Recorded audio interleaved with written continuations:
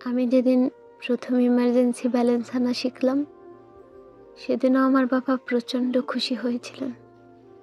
অথচ আপনাকে ভালোবেসে আমি কত কিছু শিখলাম। আপনি নিজের হাতে আমায় কত কি শেখালেন। কই, আপনাকে তো কখনো খুশি হতে দেখিনি। হ্যাঁ, হ্যাঁ, আপনি খুশি হয়েছিলেন। সেদিন আমি আপনার মুখে না হলেও চোখে উজ্জ্বল আলোর রেখা দেখেছিলাম। যেদিন আপনাকে হারানোর যন্ত্রণায় প্রচণ্ড ছটফট করেছিলাম, কাঁদতে কাঁদতে শ্বাসকষ্ট উপস্থিত হয়েছিল আমার দেহে।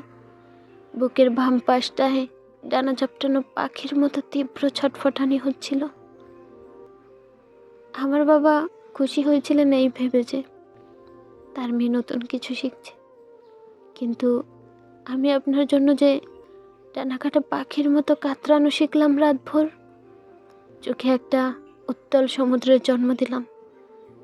অনুভূতির পাহাড় জমতে জমতে যে বুকটা ঝাঁঝরা হয়ে গেল। 22 গজ নিচে নলকূপের জলের মতো যে নীরবতা আপন করলাম। কই, আপনি তো কখনো খুশি হলেন না। কই, আপনি তো কখনো জানান দিলেন না আমি ভালোবাসা শিখতে পারছি কিনা। সামান্য হইলেও জানান দিতেন যে ভালোবাসা নামক এই কলঙ্কের পরীক্ষায় আমি উত্তীর্ণ হলাম কিনা।